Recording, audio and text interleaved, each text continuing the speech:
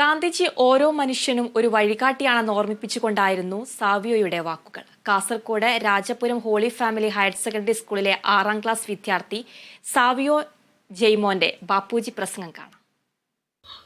October 2 Gandhiji നമ്മുടെ സ്നേഹത്തോടെ ബാപ്പുജി എന്ന് വിളിക്കുന്ന മഹാത്മാഗാന്ധിയുടെ ജന്മദിനം.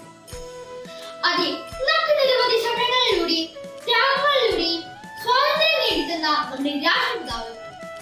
1869 ഒക്ടോബർ 2 ഗുജറാത്തിലെ പോർബന്ദറിൽ കരംചന്ദ് ഗാന്ധിയുടെയും പുത്ലിബായിയുടെയും മകനായ കരംചന്ദ് ഗാന്ധി സ്വന്തം ജീവിതം കൊണ്ട് ചുറ്റുപാടുകളെ നവീകരിച്ചു.